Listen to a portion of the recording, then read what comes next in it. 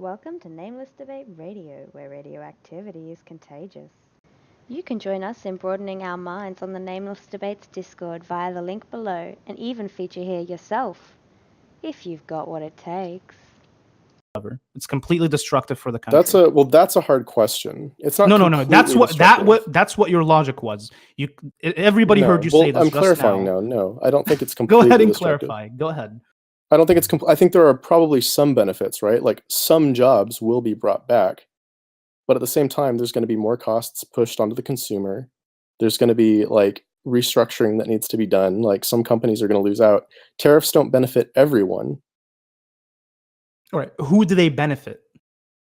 Who do they benefit? The workers that get new jobs, I guess, who are looking for them. But you just said tariffs are not good for Americans.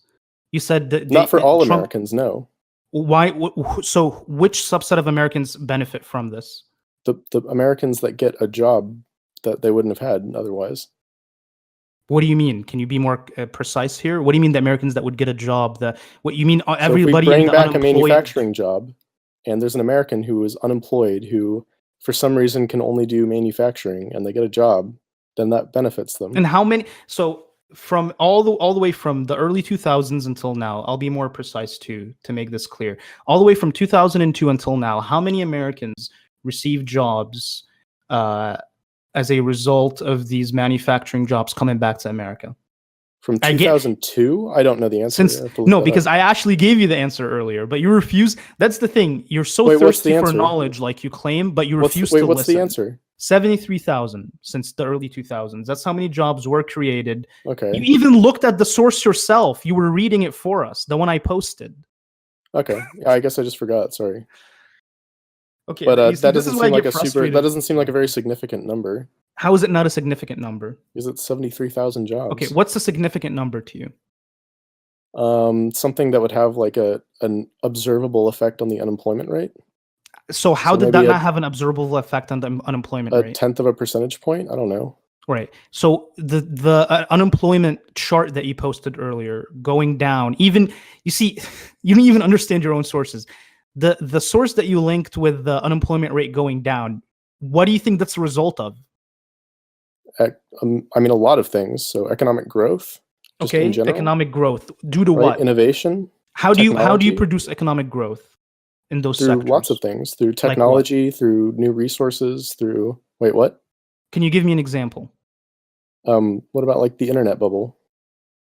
What does the internet bubble have to do with manufacturing jobs when it comes to steel? Can you give me an example? Because we're talking about unemployment. We're not talking about manufacturing jobs. We're talking about all jobs, right?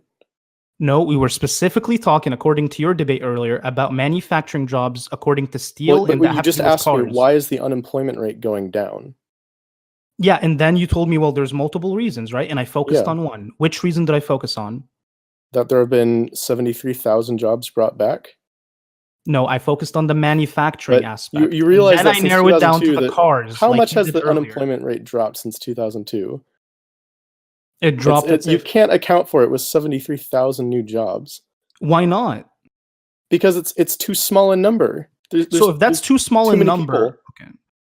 So if that's too small a number, so if millions of people who are unemployed gain unemployment, and there were only 73,000 new manufacturing jobs, by the pigeonhole principle, like the manufacturing jobs don't account for the decrease in unemployment.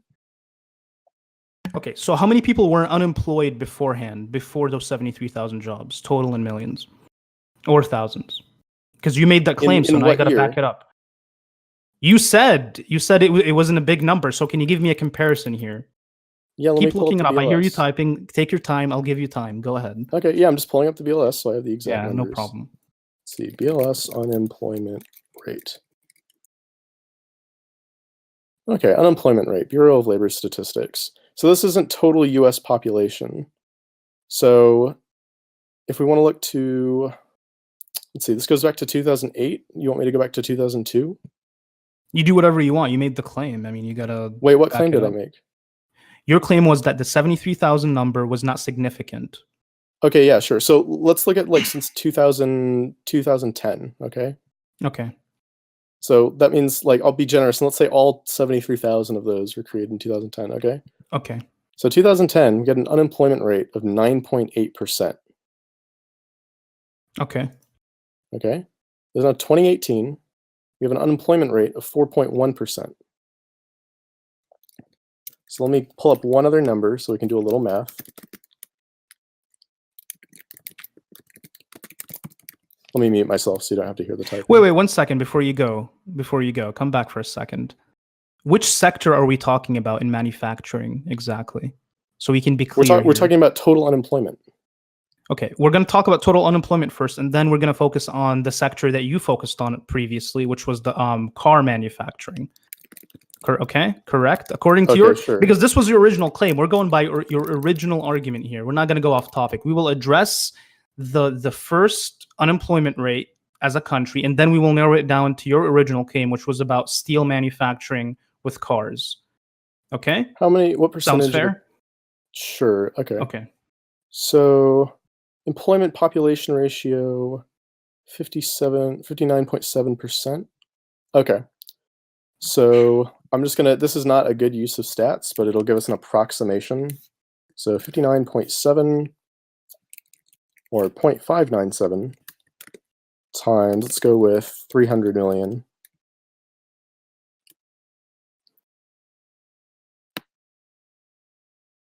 Okay, so we have roughly, 180 people in 180 million people in the U.S., right? When? Who are capable of being employed. When? Today. Okay. Are you talking about the total population or the total population? Total population. Yeah, out of the population, the Bureau of Labor Statistics estimates that about 60% of them are, qualify for employment. Or qualify as unemployed, right? Not qualify for unemployment, but they are seeking work and they currently do not have it. Can you post your sources too so we can look at it collectively? We can address it together here. Yeah, sure. Here, let me.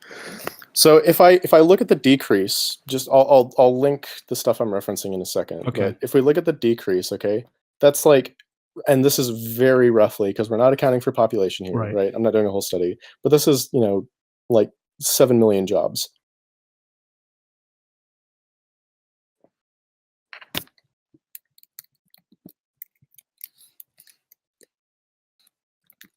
And then 73,000 divided by 7 million, like it's like 1%, right? It's almost exactly 1%. Okay, so how many of those jobs were in that specific sector that you were addressing earlier about the steel manufacturing sector? In the steel manufacturing sector? Because that was your original argument. We're not going to go off topic. We're going off your original claim. You said that you said something about steel manufacturing in the U.S. is affects like car prices, something. You're going to have to clarify for all of us because that was the original. I'm not lying here. Was that so? A lot of companies, and I guess car manufacturers are one of them, like probably the most significant to the average consumer, get steel from overseas and perform manufacturing overseas, right? Right. And the reason for this is the steel is cheaper and the labor is cheaper. It's so cheap that actually the cost of shipping the goods across the ocean is cheaper than it would be to hire Americans to do it because Americans have a higher standard of living. Right. It's more expensive to do things in our country because we're more developed. So my argument was, if you put a massive tariff, like a 25% tariff on foreign steel, this will cause prices to go up, right?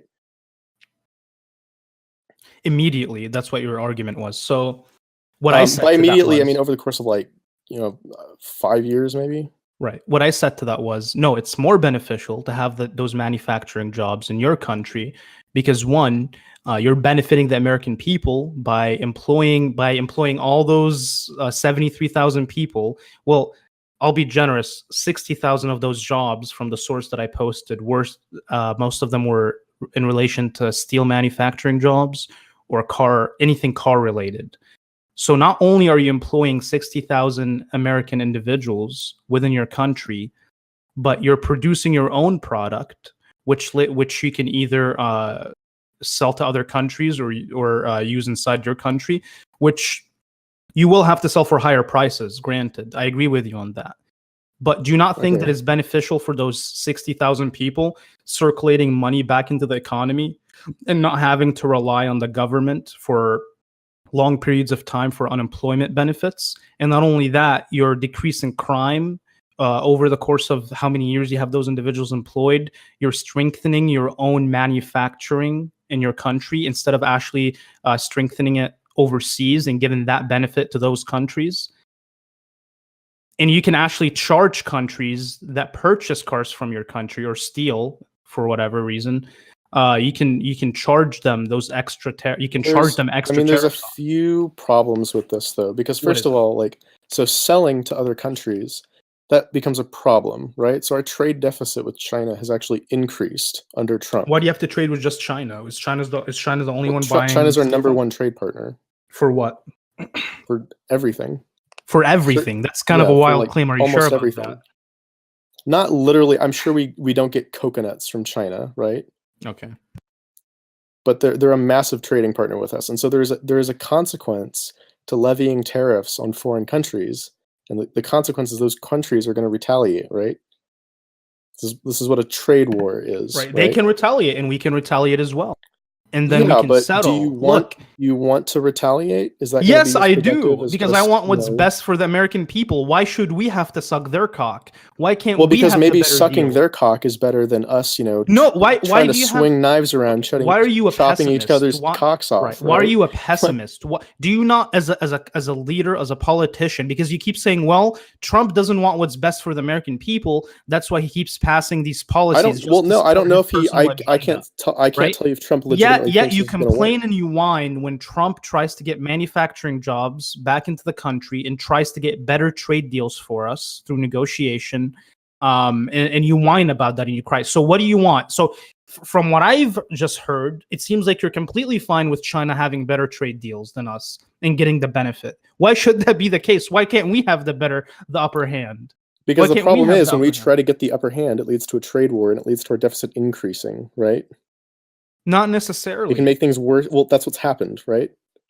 It has the potential to make things worse for everyone. Not necessarily. All right, but that's what's happened. Our trade deficit has increased. Do you know how much China accounts for when it comes to steel imports, U.S. steel imports? Currently, no, I don't have that number. Take a guess. Take a wild guess, because you made the claim earlier, and then I'll tell you the answer. I didn't make the claim for steel imports. Okay, you said mostly everything. Is steel one of them, or no? No, not in terms of total because we're talking about resources. steel No, now. in terms of comparisons to other countries, right? Okay, so how much does China account for when it comes to U.S. steel imports? Just take a wild guess, according to what you said earlier. I'll go 40%, but that's literally off the top of my head. 2%. 2%, really? 2%. In quantity, in terms of quantity, China accounts for just over 2%. I'll post a source of U.S. steel imports. Where do we get our steel from then? And that's according to 2017 Wait, data. 2% in terms of all the steel we have, or 2% in terms U.S. steel imports. In terms of imports. Yes. Do you know the difference? Yeah, I didn't know which one you were referring to though. Okay. So did you legitimately think it was 40%? No. So why did you say 40%? What led you to say that? Because I was guessing. Because I had no idea. So you had no backing knowledge behind that. You just 40%. Yeah, I told you. I don't know. Because you thought maybe, because we're the biggest China's the biggest trade partner with us, you thought maybe it could have been 40%, right? Yeah, sure. I don't know. I didn't know the number for steel. I never claimed to. So the European Union accounts for 21%. 21%, and then Canada is going to account for a lot too, right? 18%, like a fifth. Exactly, yeah. 18%. Okay, but I mean, these tariffs are going to be levied. So this issue this issue that you're debating, it has nothing. It's not. But these tariffs issue is not about China. They don't just apply to China; they apply to all nations. Not all nations. It applies mainly to Canada, and it applies mainly to European Union and South Korea, which also. Okay, so it applies to the nations where which we is also import 10% our steel from. Sorry. It applies to all the nations we import our steel from. Not necessarily. For example, China's 2%. I mean, that's not going to have a huge effect on us. Okay, but my point is, so all these countries, so the European Union, Canada, right? Like the tariff is just on imported steel. I don't know if we have any special deals between specific nations, right? And like certainly not through these majority nations where we like give them a pass on that tariff. So your goal, as let's say you're a politician like Donald Trump, would your goal be to benefit your country, to get them the best trade deal that benefits them? Or would you rather, like you said earlier, it's better for us to suck cock and let China ram us in the It depends ass? on what's better for the people. If it's better for the people to suck cock, then yeah, I'd probably go with sucking How is it cock. better for the people to suck cock? Can you explain Because that it's better me? to suck cock than get your cock chopped off in a So knife you're war okay trade war you're with another okay country. with paying super high prices for products that are low in the quality might not be as good, the marksmanship might not be as good, and you're paying super high prices when compared to other countries just because you're willing to suck cock because you have no other alternatives? Well, if I the don't get your alternative is logic here. sucking two cocks, then How is yeah. allowing a country to have a better trade deal good for anyone that lives in Because your we haven't gotten a country? better trade deal. Our trade deficit is Because we've increased. never had a politician that was interested in getting us a better trade deal. No, but Our this has happened politicians under supported Trump. their Our own trade deficit has agendas. increased under Trump, under the tariffs he levied on Chinese products, right, and on steel in general. Good. Do you think the economy is hurting right now because of it? No, not really. Our economy is doing fine. But I don't think Exactly. this is helping By your logic, you said our economy should be hurting because of it. Yeah, but I How don't is think it it's going to hurting? fall apart. No, I think prices are going to increase on select goods in the Did next prices couple of increase? years. Yeah. On what? So cars, for instance. Right. And we went through that again, and that's actually when you muted me. So can you tell me how prices increased? Can you name a few models where the prices? I just told you this is going to take a couple of years, right? We can look to historical examples. We can look to like Reagan era tariffs on Japanese motorcycle manufacturers and how those didn't work, or on the US superconductors. how much was the US dollar worth then? I mean, less than it is now. Exactly. Look, how is that relevant? It is very relevant. You can't compare the economy then with the economy now, especially when completely different trade deals existed at the time. I can't even tell you what trade deals existed. Okay, well, if you don't want to point to Reagan. history, let me ask you, why do you think that the tariffs are going to benefit the U.S. economy? Because they're going to force manufacturers to negotiate with the government rather than openly fuck them over, right? And benefit themselves over. Because if you're selling cars, to the American people, your main consumers, and you're only interested in ripping off these consumers with the pricing and not benefiting the American economy, and instead you're benefiting another country just because you want to make a bigger share. That's not fair, and that's not fair for the American people, especially for an American company. Why should, for example, an American company I'm assuming Ford is an American company. Yeah, Ford's an American company, and why Ford, I think, actually does most of their manufacturing in the U.S., although they're moving it to Mexico now. I'm giving you an example. Why should Ford, an American company, go to a different country and put all their manufacturing in a different country when their biggest producers are the American people, right? So they're selling their cars to the American people just so they can make more money, and they're not benefiting our economy. Because that's how capitalism works, right? Right, and if that's how capitalism works, then we can fuck them over just like they fucked us over. That's capitalism. The consumers have as much say in capitalism as the producers do, right? My question is, like, they both need each other to survive. Are you concerned with principles of, like, well, if they fuck us over, I don't care if it hurts us. I want to fuck them over too, right? It doesn't hurt us. Look, the producers. Well, wait, but why do you like? Who would you like? Can you give me a source for like any? Because like I haven't seen. Like, the problem is you keep making economists claims supporting this. You said that the prices for cars will go up. Can you send me a legitimate statistical source proving that your claim is true? I didn't make a claim. No, I can't, because it hasn't. I never made any claims. You did. It hasn't happened yet, but I can give you it hasn't happened yet. So why are you debating it? Because we're talking about what would happen, right? When we implement policy, we don't just say. Can you give me a projection, a statistical projection of the next 20, 30 years that it would happen? Can you?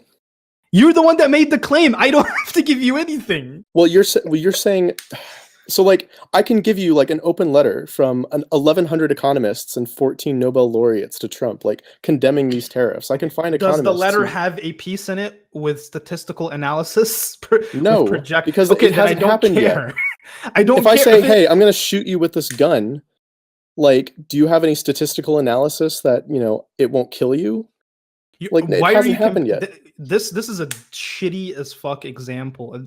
This is a shitty analogy. You're comparing getting. Well, you're giving me like talking this is about? What you're doing is shitty. You like, can produce projections, statistical projections of how the economy is going to behave 10, 20 years from now, growth analysis, and all that good stuff.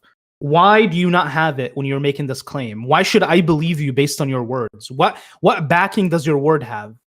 Do your words have? What backing do you have when it comes to your words? Well, I tried pointing to history, but you've written that off because you say that the economy is too dissimilar, right? Because the U.S. dollar was worth much more back then. Everything was worth. Everything had a different value. If you want to give me a recent example, I'd love to take it. Okay. I love this guy. He makes the claims and he asks me for fucking statistical analysis. I ask him for it, and he's like, "Well, I don't have it, but you're gonna have to take my words as proof." In fact, since he's gone right now, I'm gonna look it up. Where you can.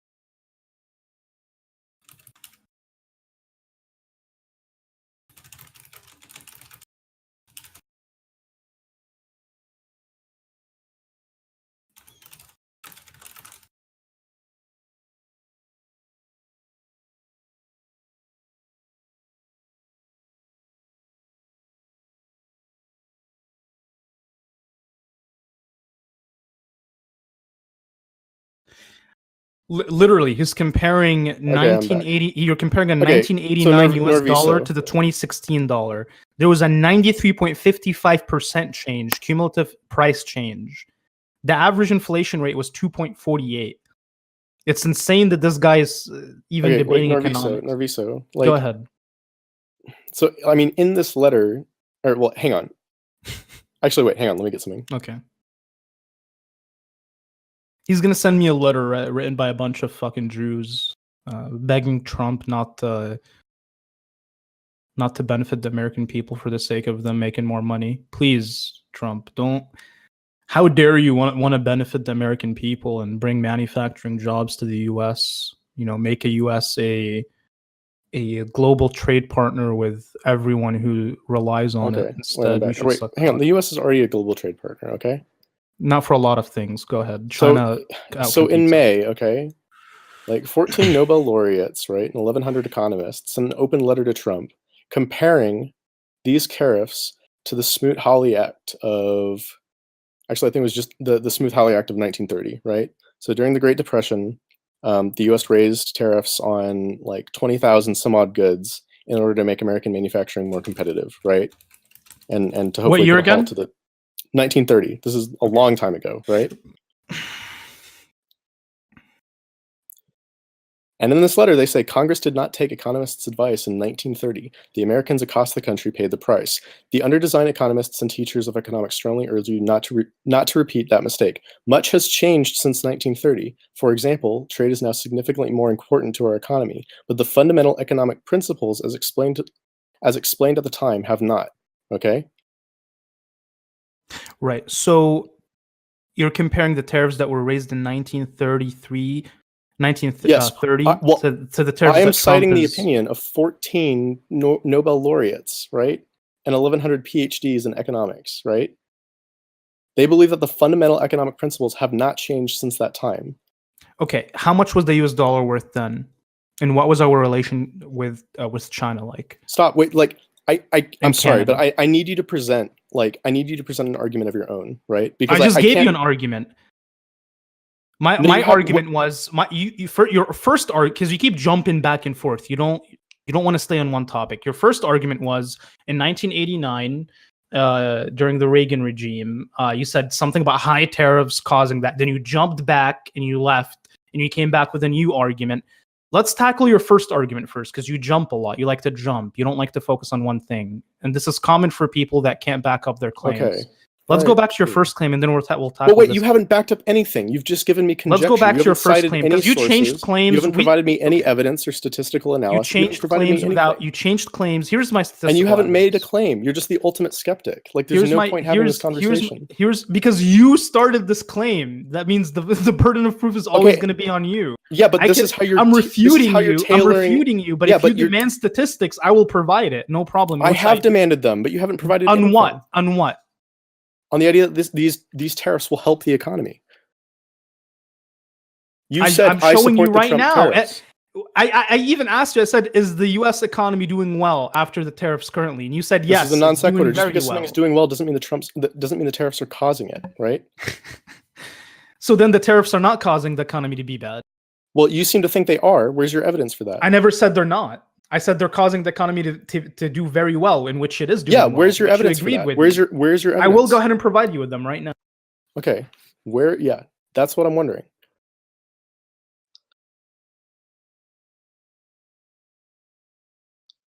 Okay, in 2013 dollars. Wait, hang on. This is the other thing. Where's your evidence? Here's my evidence. It's funny because you already know the economy is doing really well.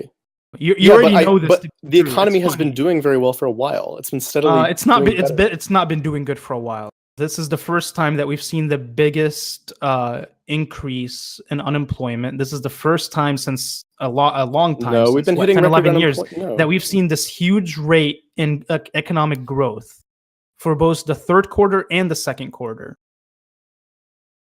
You already know this though. That's the problem. You just but that's the problem is you're not demonstrating. I agree that the economy is doing pretty well. You're not demonstrating. So it was a 3.5%. Okay, you're not demonstrating that tariffs have anything to do with it. It was a 3.5% GDP increase in the third quarter of 2018, which was doing. Yeah. This is really well compared to the last 10 years. I don't think we've seen these numbers very often compared to the last few years.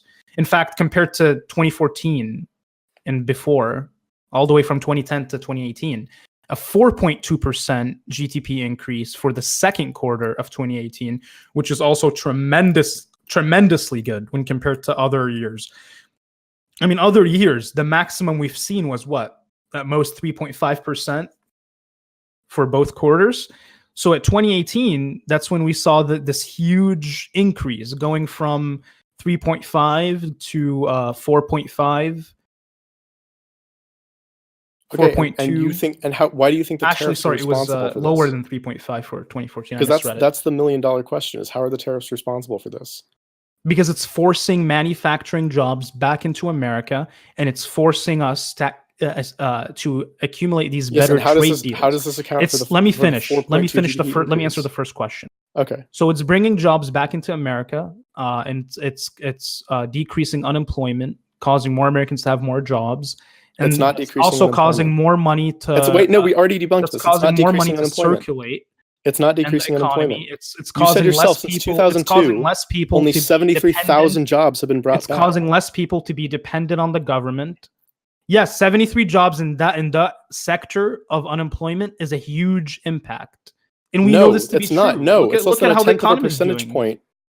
No, it's not. So why is the economy doing well? I already told you. I don't know, dude. I didn't make that claim. I just made it, and I told you why. You refused to accept it. Why because are you not given me any evidence? You haven't given me. I just gave you evidence. I gave you me evidence that the economy is doing well. I gave you the personal income to do growth chart. I gave you the industry economic accounts, and you refused to look at them. This is not accounted for by 73,000 jobs. That's insignificant. I gave you the international economic accounts. 7 million jobs were created in the time span. What's the average pay for one of those individuals in the 73,000?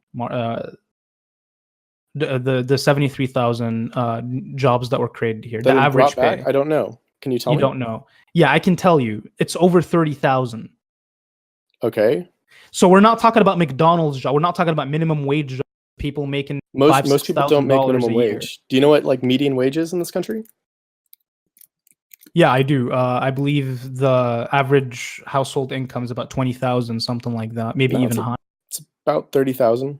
Yeah, about 30,000. So we're not talking about We're not talking about part-time minimum wage jobs here.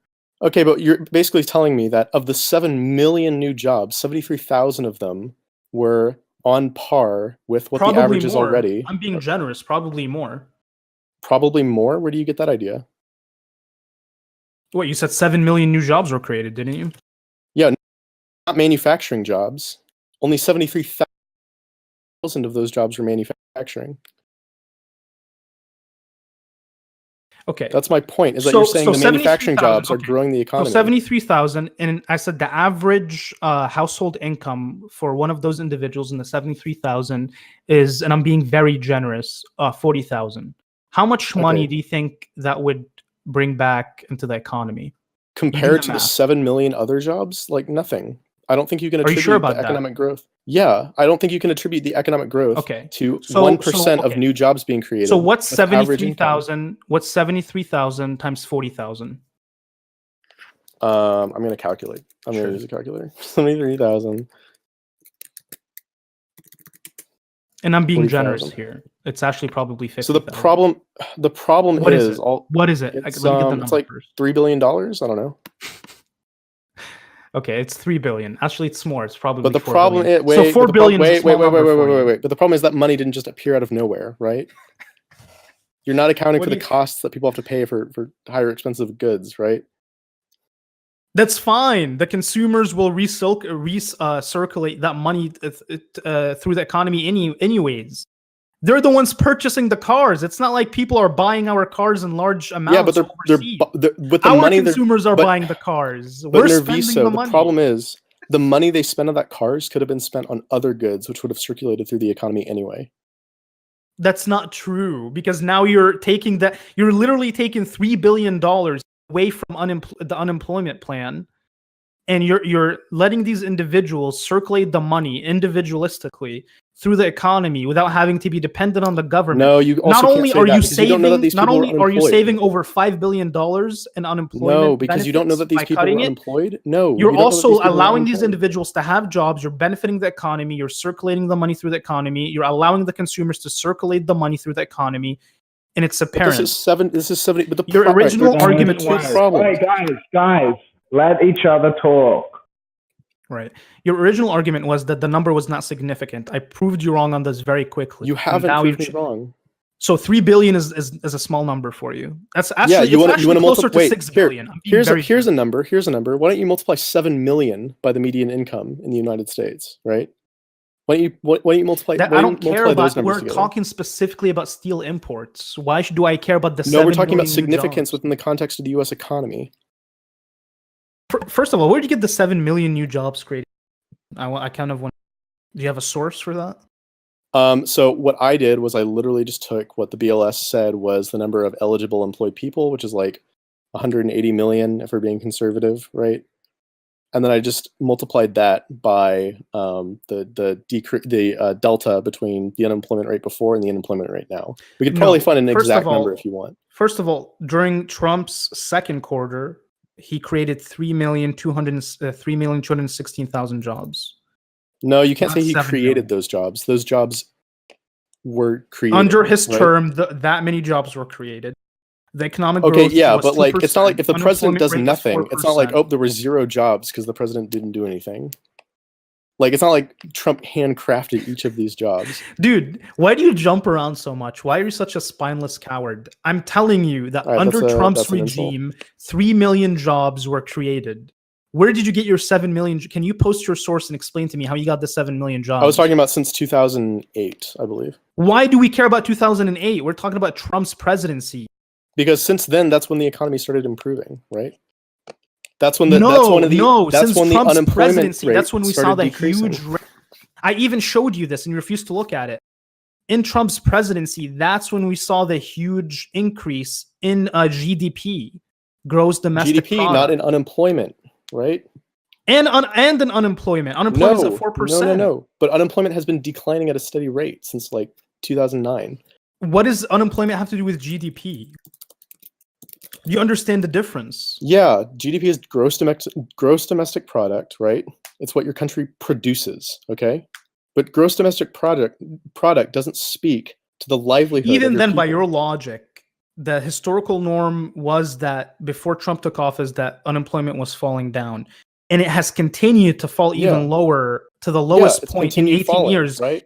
Even during Trump's presidency. Yeah, but you think so the he's tariffs doing are something responsible, well, right?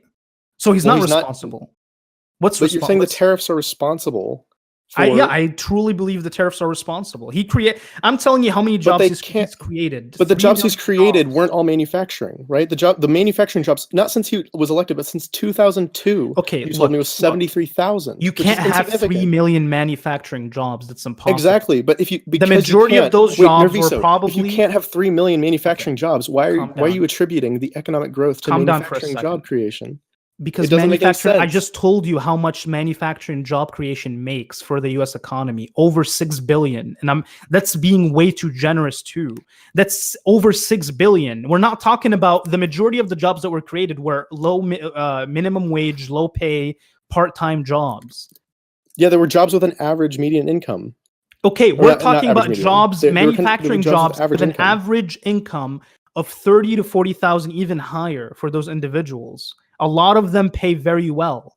That's why when manufacturing, so these aren't super special jobs, right? So they're regular jobs, regular paying jobs. They're not regular paying jobs. I'm telling you, the average. I did the math for you, and you refuse to listen. What do you think the median income in the U.S. is? What do you think the average income in the U.S. is? It's 20,000 at best. I'll tell you right now. No. We're gonna find the exact number. It's 31,000. Okay, yeah. These people are making 40, 50,000. Even 30,000. Even by your logic. Those people are bringing in $6 billion.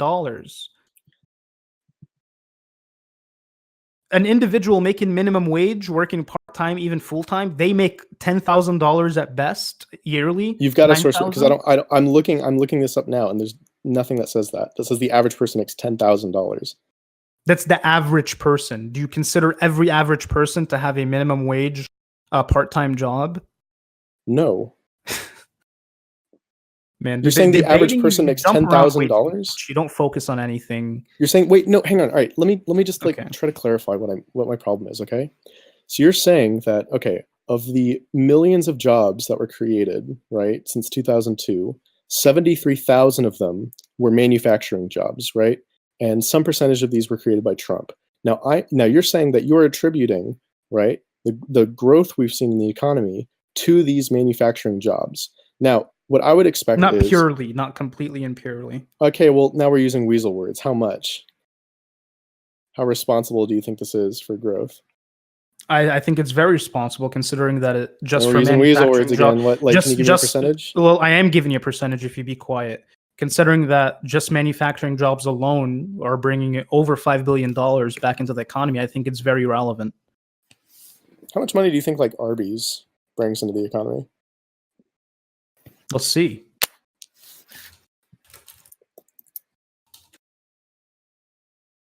Arbys, well, it's Wendys, which has a system-wide sales of 10 billion. Arbys makes 430 million. Okay. So Arbys alone just makes 430 million, including 130 million. Wendys makes 10 billion. Wendys, which has system-wide sales of around 10 billion, sold Arbys by Atlanta for that's how much it's worth, 430 million. So like, that's how much it's net. That's the net worth for the entire company. Wait, net worth? Oh, hang on. Let me find the exact number. Wendys has the system-wide sales of around 10 billion. Okay, I'm seeing here that Arbys has a. Let's see, Wendys. The net income. I'm seeing Arbys worth as like between 1.35 and 2 billion. Where do you see this? Let me link this. Hang on.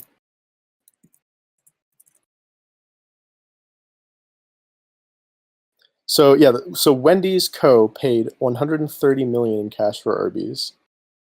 The net income for Arbys, we only care about the net income. Is 16. Okay, we care about net income. Okay. 16.1 million. How much it's? As far as revenue, it's 1.3 billion. Okay, so but we don't care about revenue. Or do we? Do we care about Revenue is revenue? 1.3 billion. Net income is 16.1 million. Number of employees 74. That's in 74, how many? 2013. 74,000? That's in 2013. So all the manufacturing jobs that were brought into the States are equivalent to the current workforce of Arbys. And Except you're telling me that how this much has how much does Arbys pay? Usually their employees. Let me check. All right, go ahead and check. It's going to be lower for sure. Exactly. That's my point. But the problem is that okay, so average Arbys hourly pay. Okay, for you to make your point, if these jobs were paying like in the top, quintile or top percentage of income, I could understand this point. There aren't that many jobs, but they're paying workers a lot, right? Workers are getting paid like millions of dollars. But these jobs just pay what the average job in America pays, or even less than that, according to some of these estimates. A structural iron or steel worker receives wages somewhere between 35,000 to 50,000, depending on the level of experience. Okay.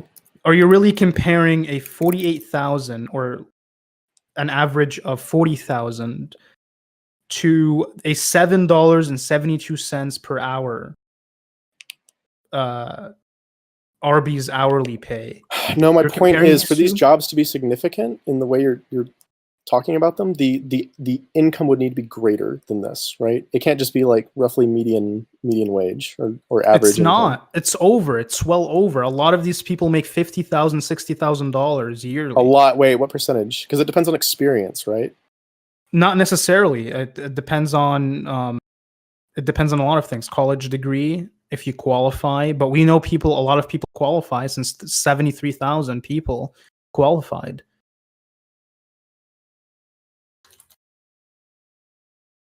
I'll tell you right now the exact pay. So median wage in 2017 I'm actually going to look at $44,000. So median wage was $44,000. So this seems about what these jobs are paying, right? Well, I mean, if you work at Arbys, you're making at most 11, 12. I've never seen someone that works at Arbys that flips burgers. The point of the Arbys example wasn't that these Have you ever seen someone that makes $30,000 working? No, at Arbys? the point of the Arbys example was that like 70,000 sounds like a big number, but in the grand scheme of the U.S. economy, it's not a huge number, and these jobs aren't paying. So 6-7 billion. Ashley, you said what? It's 42,000. So.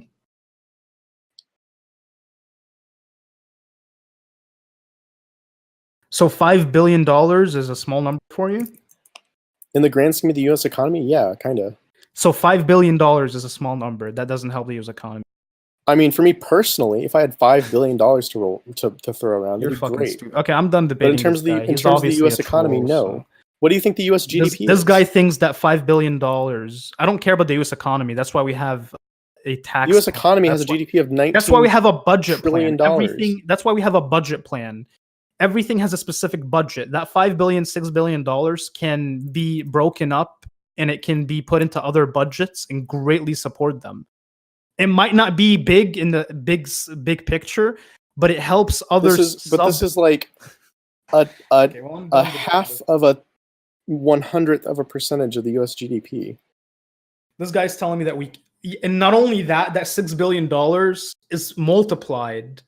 And it also benefits the U.S. economy directly by circulating instead of some of that money would have circulated anyway, right? How? Because the money people are spending are in other countries. But those countries are going to buy goods from the U.S. too, right? No, not necessarily. They don't have to. Okay, they don't have to buy goods from us if they find better deals. And the problem is that the people, and then people like who would have spent money on other goods in the U.S. economy, right, are now spending less on that because they have to spend more on other, right? Like it's more complicated than this. Okay. The truth is, people in China, people in fucking India, people in Thailand, those people are not fucking buying the cars that Americans buy here. Americans are the biggest fucking consumers when it comes to $30,000, $40,000 cars, 2017, 2016 models. People in fucking China, they rely on public transportation. India, same thing, public transportation. It's a very small minority of people that buy these I'm not talking about. models. All right, there's not a one-to-one correspondence between cars manufactured in India and then cars purchased by India, right? But the U.S. does all sorts of stuff. we're not a main trade partner like China. If you want to compete with China, what are you if you want to have talking the about? upper hand, I think China imports China is more a from us than powerhouse. Are anyone you really else. comparing us as a trade partner to China? I They're a think China powerhouse. imports more goods from the U.S. than any other country. No, that's not true. Let's look at that. I don't think that's true. China import percentages.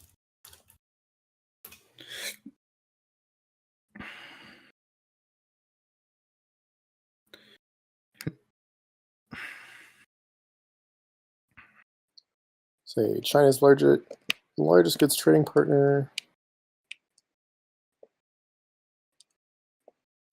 Let's see. China imports 2018. They imports by country though.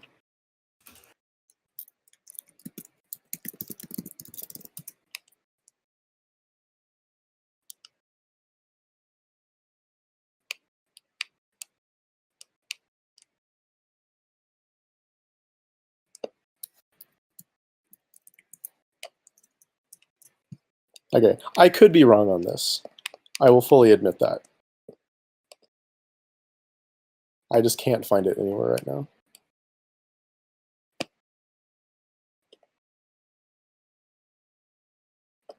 Okay, we are actually their number 3. I was wrong. They import more from South Korea and from Japan. So it's basically a 3-way split between South Korea, Japan, and the United States.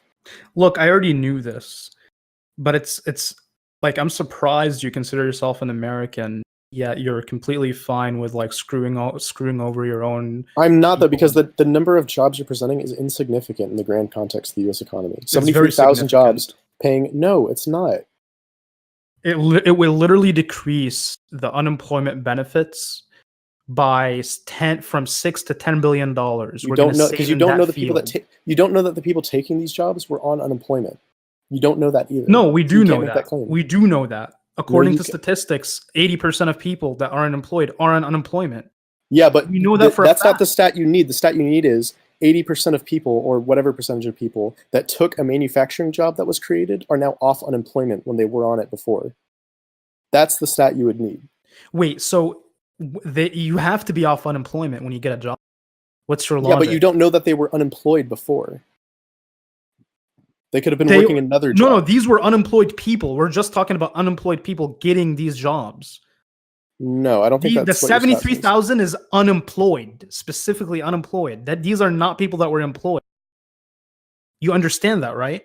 73,000 people to be considered unemployed here in America, you would have to file for unemployment. Otherwise, the government wouldn't know you're unemployed.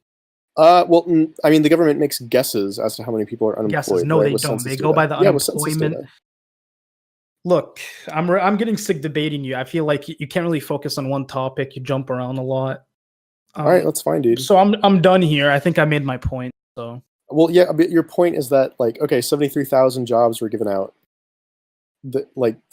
Okay, I don't see this as having a huge impact on the American economy unless these jobs were like incredibly well paying. 7 billion is not a huge impact. No, that's actually 16 billion because you're taking away from the unemployment it's benefits. Not. You're circulating the money. Even the long-term effects are super beneficial, and you're getting better trade deals compared to the. I mean, well, our trade deals haven't really gotten better yet, but maybe. How so? Our trade deficit has increased, right? Isn't that what Trump cared about? I don't see prices increasing. Our trade deficit has increased.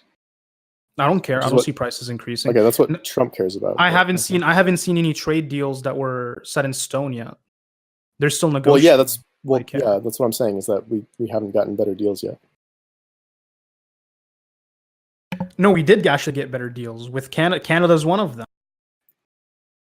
You just said we hadn't had any deals set in stone, but now you're saying we do have better deals. We didn't have any deals set in stone because none of those countries are 100% on board with it. But we do have we do have deals with Canada right now that are very beneficial that can be changed by Canada. They're not set in stone. Okay. But they're still beneficial for the US.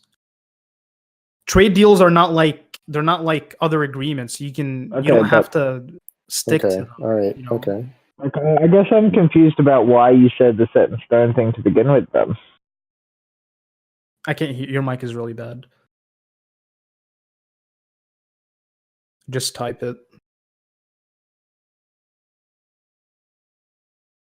Yeah, I don't know.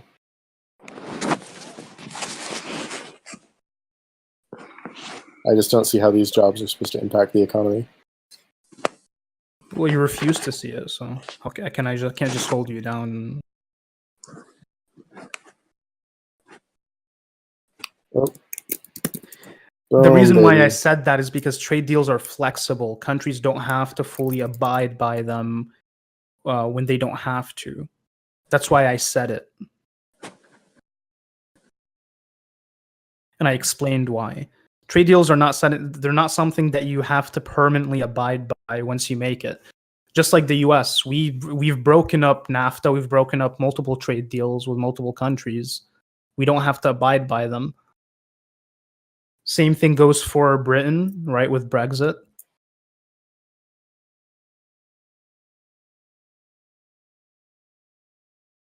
I've never met someone that doesn't want manufacturing jobs in their country. I seriously don't get the I'm fine logic with behind them. I just don't think it's a very important thing.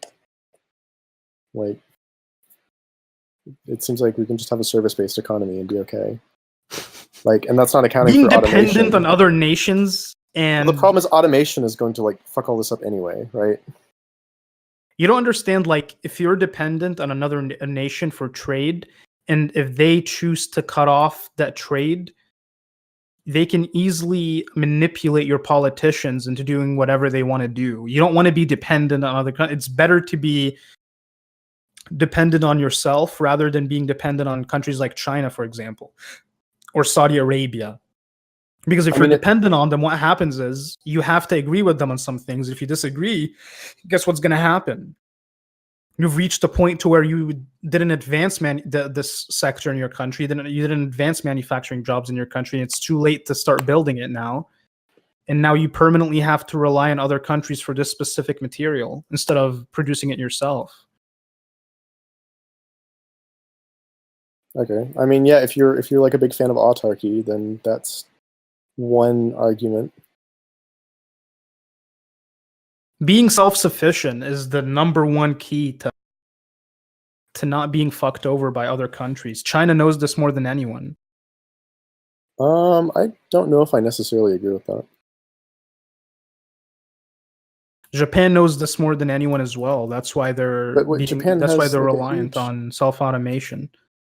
But of course, they don't have the resources that we have here, so they're still lacking in some areas.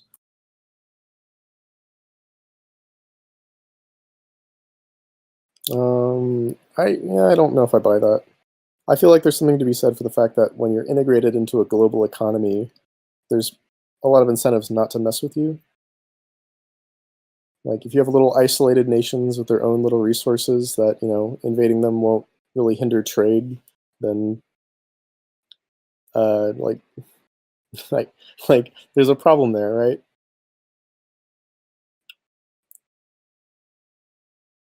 If you're involved with massive deals in a global economy, then, you know, going and fucking with you is going to fuck up the global economy.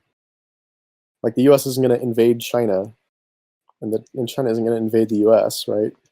Like, these are two one-legged giants leaning on each other. But if you have like little countries out in fucking Africa or the Middle East that are kind of cut off from, you know, global economics, it's a lot easier to kind of go and fuck with them without, you know, people seeing the side effects, because their economy had nothing to do with yours to begin with.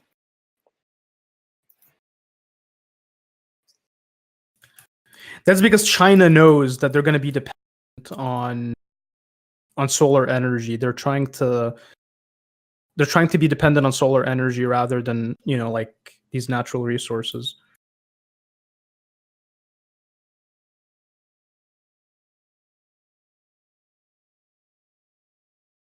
So yeah, well, I guess we're done. Yeah, ultimately it comes down I'm to done. I made my point. Jobs, I don't see these jobs really affecting the U.S. economy because they pay median wages and mean wages, and they're not that numerous.